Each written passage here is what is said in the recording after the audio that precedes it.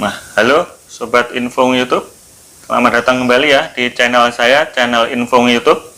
Assalamualaikum warahmatullahi wabarakatuh.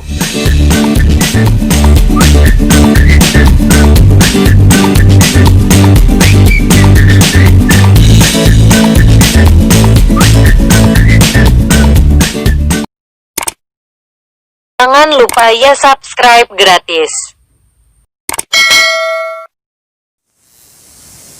Dalam kesempatan kali ini saya akan membahas tentang operasi telinga waktu 2017 ya, yang pernah saya lakukan ya.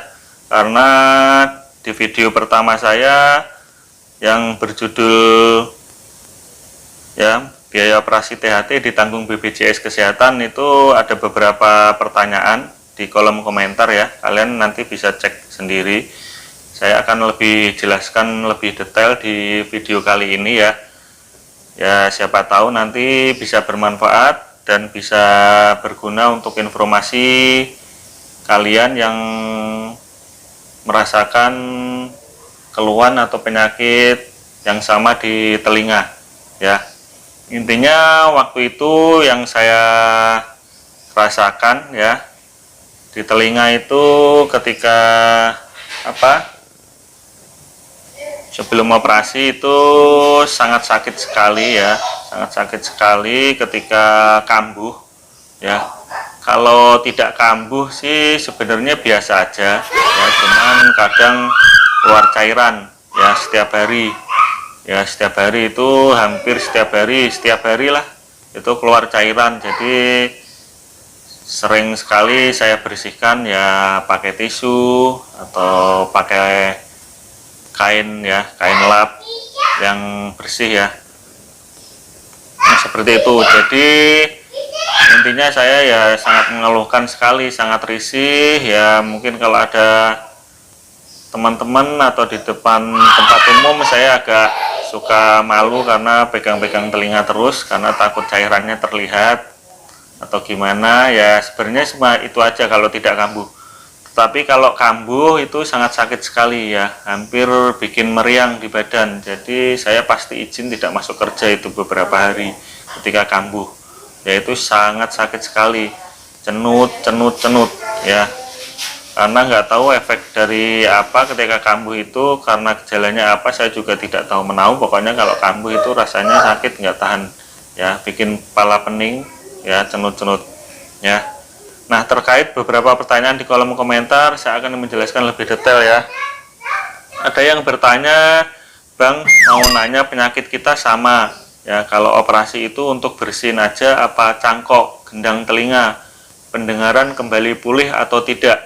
Nah, ini ada beberapa pertanyaan dari Indra Putra Kurniawan di kolom komentar, kalian bisa lihat sendiri ya. Nah, operasi itu waktu itu saya ya pasti dibersihkan dulu. Kondisi telinga itu sebelum operasi pasti dibersihkan dulu, disemprot pakai cairan apa namanya, kalau nggak lupa CO2 atau apa ya, CO2 atau apa ya, bukan CO2, hidrogen atau apa ya, saya lupa ini. Nanti saya tulis saja di deskripsi atau di video ya.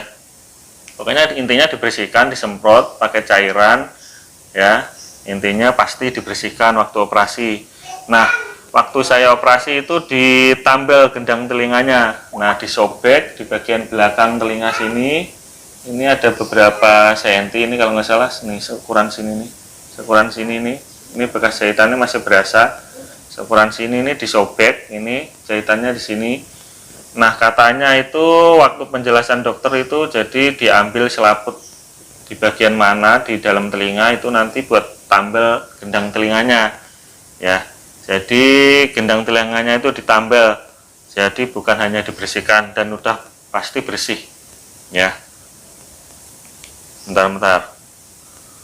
Dan pendengaran itu berkurang teman-teman ya, pendengaran itu berkurang, jadi tidak kembali 100% karena di telinga ini saraf-sarafnya kata dokter itu sangat banyak sekali ya, sangat banyak sekali. Dan kalau sudah dibelah itu walaupun disambung tidak akan bisa kembali 100%. Jadi pendengaran saya nih yang sebelah kanan nih, karena yang dioperasi sebelah kanan, telinga sebelah kanan ini agak berkurang teman-teman, dengar tapi berkurang. Jadi intinya waktu operasi itu pendengaran tidak kembali 100%. Dan mungkin kalau kalian-kalian yang bisa kembali 100% mungkin ya beda orang, beda keadaan mungkin ya. Jadi tergantung kondisinya mungkin juga, dan waktu itu yang operasi siapa mungkin bisa berbeda. Tapi intinya waktu saya itu yang saya alami sekarang itu pendengaran tidak bisa kembali 100% ya. Jadi masih tetap dengar tapi tidak terlalu kayak yang sebelah kiri ya, intinya berbeda ya. Makanya saya bilang tidak 100% ya. Seperti itu ya jawabannya. Nah, ada lagi pertanyaan dari yang sama ya, Mas Indra Putra Kurniawan ya. Nah, dia bertanya seperti ini, yang suruh operasi dokter atau abang yang minta? Soalnya saya minta tapi dokternya kayak nggak mau, malah suruh berobat jalan terus. Nah, sebenarnya waktu itu dokter yang nyuruh ya, dokter yang nyuruh. Tepatnya waktu itu saya berobat di RSUD Bekasi ya, RSUD Bekasi dekat Masjid Al Barkah itu seberangnya. Nah, itu waktu itu dokternya bapak-bapak, cuman saya lupa namanya ya. Saya udah beberapa kali itu berobat di situ, jadi periksa telinga, karena emang nggak tahu 2 minggu sekali atau sebulan sekali itu pasti saya periksa ya. Jadi itu kayak anjuran dokter, jadi harus dikontrol lah, intinya seperti itu, ada jadwal kontrolnya. Itu saya lupa berapa minggu sekali atau berapa bulan ya. Intinya waktu saya kontrol, nah tepatnya waktu dokter bapak itu menyarankan di sini, itu menyarankan saya untuk operasi. Jadi dia berbicara seperti ini, Mas, ini kalau nggak ditambal kelihatannya walau berobat terus menerus akan seperti ini terus, jadi nggak bakal sembuh-sembuh ya. Jadi karena ada infeksi kata dia, jadi ini saya rujuk aja ya untuk operasi. Jadi ya sebenarnya saya agak takut-takut, jadi belum pernah mengalami operasi, tapi demi ya biar nggak kambuh seperti ini lagi, karena juga capek ya, risih juga, telinganya keluar cairan mulu, makanya saya iyakan aja.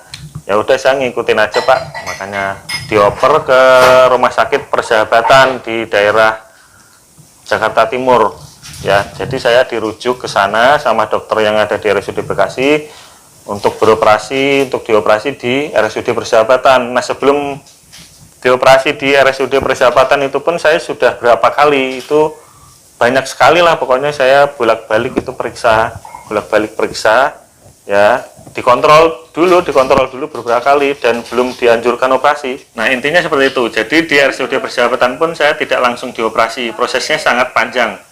Jadi waktu itu masih dikontrol juga dengan beberapa dokter yang berbeda-beda. Jadi ada yang ibu-ibu, ada yang bapak-bapak, ada yang masih muda, pokoknya sama dokter yang berbeda-beda. Dan tepat waktu dokter siapa yang menyarankan saya operasi itu ya, intinya dia mau bertanggung jawab untuk operasi saya. Nah, pokoknya pas dokter yang operasi ya, jadi dia mau menanggung operasi saya. Jadi beberapa dokter juga nggak mau istilahnya menanggung operasi saya, jadi harus menunggu dokter yang mau menanggung operasi saya. Jadi ya setiap dokter pasti beda-beda intinya. Jadi untuk Mas Andri tadi ya jangan lelah, nanti bakal ketemu kok, intinya dokter yang benar-benar menyarankan kalau emang abang pengen operasi biar cepat sembuh ya pasti nanti akan disarankan untuk operasi. Tapi kalau emang belum ketemu jodohnya ya mungkin belum aja ya, dan mungkin ya si dokter pasti lebih tahu dengan kondisi penyakitnya si abang. Jadi mungkin ditunggu dulu sampai beberapa kali kontrol. Kalau emang nanti belum ada kemajuan, ya belum ada kemajuan untuk sembuh, ya mungkin bisa disarankan untuk operasi. Dulu itu seperti itu, jadi beberapa kali kontrol dulu, mungkin dilihat dari kemajuan, tidak ada perkembangan dan stuck begitu terus, makanya dokter menyarankan untuk operasi. Ya, jadi dirujuk di rumah sakit persahabatan. Ya, prosesnya pun masih panjang di rumah sakit persahabatan, beberapa kali kontrol juga banyak sekali.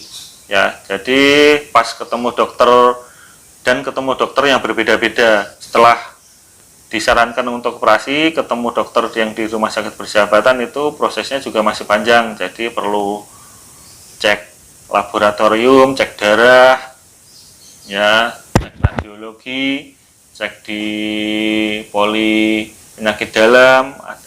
Nah, jadi intinya kalau kalian, ya, bagi teman-teman yang punya keluhan atau penyakit yang sama, yang seperti yang saya rasakan waktu itu, ya dijalanin aja ya, dan yang paling penting ikhtiar dan berusaha ya, jangan diem saja di rumah, ya pasti harus periksa.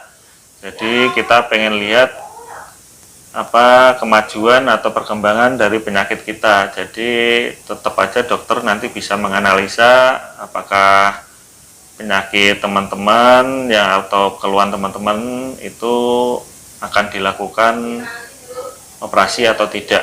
Ya, jadi itu sekedar jawaban dari teman-teman yang bertanya di kolom komentar. Semoga bermanfaat buat informasi kalian ya.